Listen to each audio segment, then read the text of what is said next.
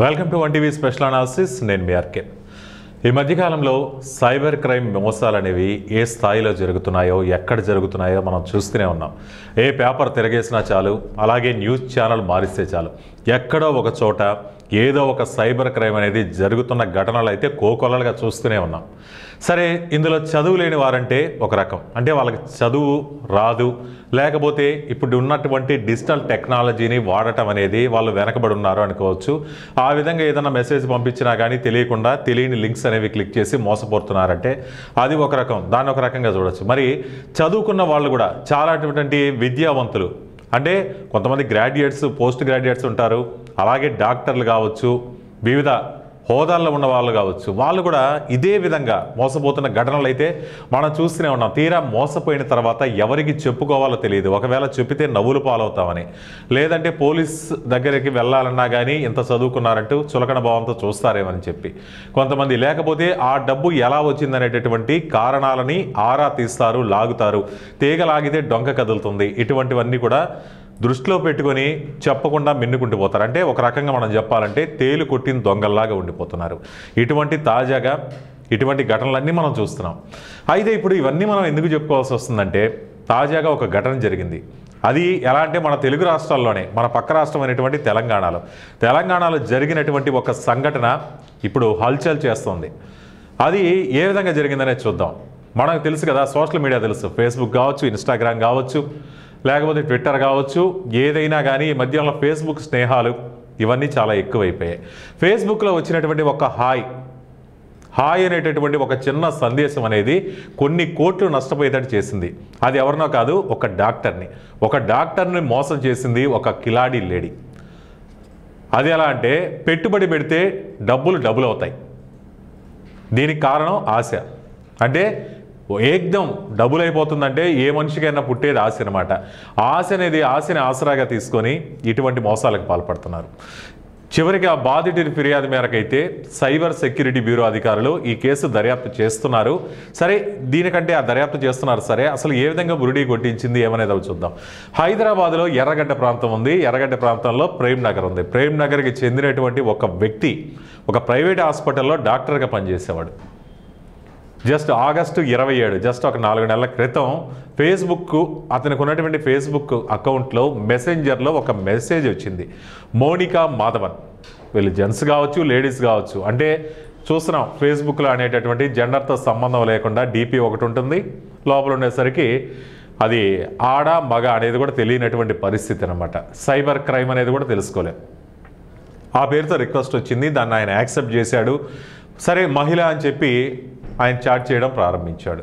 సరే, ఈ క్రమంలోనే కొంచెం చనువు ఏర్పడిందట. పర్సనల్ విషయాలు కూడా ఇద్దరు షేర్ చేసుకోవడం మొదలుపెట్టారు. అంటే చూడకుండానే, ఎవరు ఏంటి చూడకుండానే మెసెంజర్లోనే మొత్తం ఈయనకు సంబంధించినటువంటి ఫుల్ డేటా తీసుకెళ్ళి ఆ ముందు పెట్టేశాడు.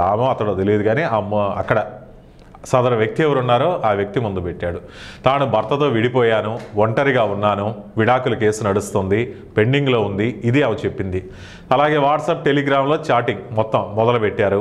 మొత్తం పర్సనల్ ఫోటోలు కూడా షేర్ చేసుకునే స్థాయికి వెళ్ళింది.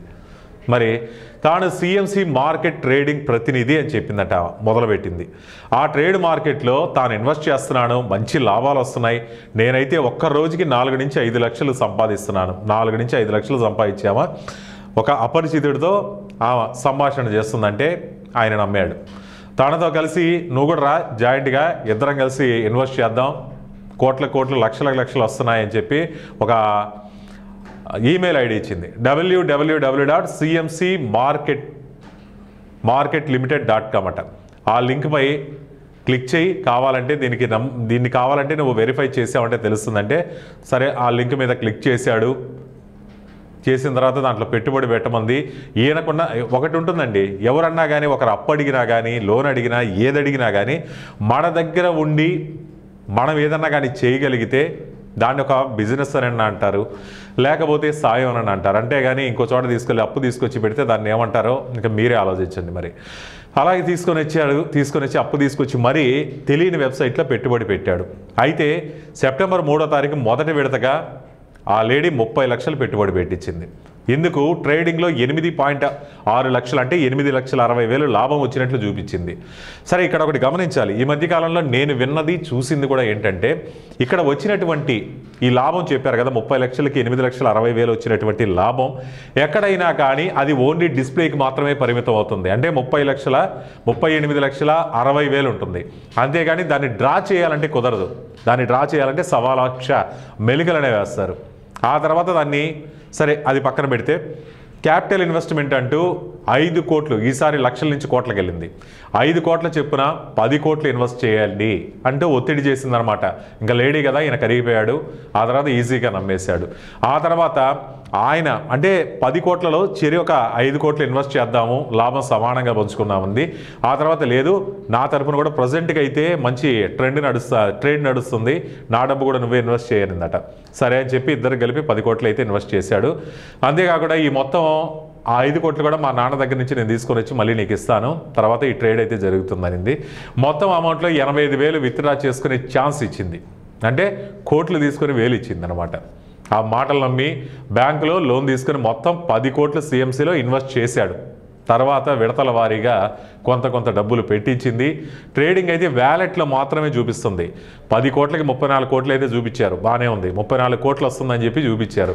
ఆ 34 కోట్లను విత్డ్రా చేసుకునేందుకు మళ్ళీ 10 కోట్లు సరిపోలేదు, అతని దగ్గర లాగింది. ఇంకా మొత్తం విత్డ్రా చేసుకోవాలంటే ఇంకో 30% ట్యాక్స్ కట్టాలన్నారట. అంటే మొత్తం అన్ని కోట్లకి 30% అంటే 7.5 కోట్లు చెల్లించాలన్నారు. అలాగే తర్వాత 26 వరకు, అదే నెల 26 వరకు 60 రోజుల వ్యవధిలో మొత్తం 14.61 అంటే 14,61,00,000 రూపాయలు ఆ డాక్టర్ నుంచి మొత్తం కొల్లగొట్టారు. అప్పుడు కానీ సదరు డాక్టర్కి తెలియదు ఇన్ని కోట్లు నష్టపోయిన తర్వాత కూడా తాను మోసపోయానన్న సంగతి. ఎక్కడైనా కానీ మనం విత్డ్రా చేసుకునే అవకాశం లేకుండా వ్యాలెట్లో మాత్రమే చూపించి కట్టు అంటే ఒకసారి కట్టమన్నప్పుడైనా, రెండోసారి కట్టమన్నప్పుడైనా ఏదో ఒక టైంలో అతను గుర్తించాలి. కానీ 14 కోట్ల పైచిలుకు నష్టపోయిన తర్వాత కానీ ఆయన స్పృహలోకి రాలేదు తాను ఎంత నష్టపోయానన్నది. ఆ తర్వాత సైబర్ సెక్యూరిటీ బ్యూరో దగ్గరికి వెళ్ళడం, చాటింగ్లకు సంబంధించి స్క్రీన్ షాట్లు ఇవ్వడం, బ్యాంక్ ట్రాన్సాక్షన్లు ఏ విధంగా జరిగాయి అంటే ట్రేడింగ్కి సంబంధించి కాదండి, వాళ్ళిద్దరి మధ్య ట్రాన్సాక్షన్స్ ఇవన్నీ కూడా ఆన్లైన్ మొత్తం ఇవన్నీ ఇచ్చాడు. ఆ తర్వాత CSB DSP KVM Prasad case నమోదు చేశారు దీని మీద. ఇప్పుడు ప్రజెంట్ అయితే దానికి సంబంధించిన దర్యాప్తు అయితే కొనసాగుతుంది. మొత్తంగా చెప్పేది ఏంటంటే, ఏదైనా కానీ సోషల్ మీడియా ద్వారా కానీ వచ్చేటటువంటి పరిచయాలని ఎప్పుడూ నమ్మకూడదు. అలాగే సైబర్ క్రైమ్ అనేది ఈ మధ్యకాలంలో అంటే డిజిటల్ యుగం నడుస్తున్న కొద్దీ ఎప్పుడైతే మనకు లాభాలు వస్తాయో నష్టాలు కూడా దాని వెనక్టే ఉంటాయి. అంటే ఉచితంగా వచ్చే పథకాలు కానీ అవి వంట పట్టవు, అలాగే ఉచితంగా వచ్చే డబ్బు కూడా మన ఒంటికి పట్టదు. కాబట్టి కష్టపడితే వచ్చే డబ్బు వేరు, అలాగే ఈజీగా వచ్చే డబ్బుల వల్ల ఇటువంటి సంఘటనలు అనేవి జరుగుతూనే ఉంటాయి. కాబట్టి కష్టపడిన సొమ్ము మాత్రమే మనకు దగ్గుతుంది, ఉచితంగా వచ్చేది ఎప్పటికైనా కానీ వెళ్ళిపోతుంది. అంతేకాదు అప్పుల పాలు కూడా అయ్యే అవకాశాలు చాలా ఉంటాయి. సో ఈ అంశంపై మీ అభిప్రాయాలు కామెంట్ రూపంలో తెలియజేయండి. చూస్తూనే ఉండండి 1TV స్పెషల్ అనాలిసిస్.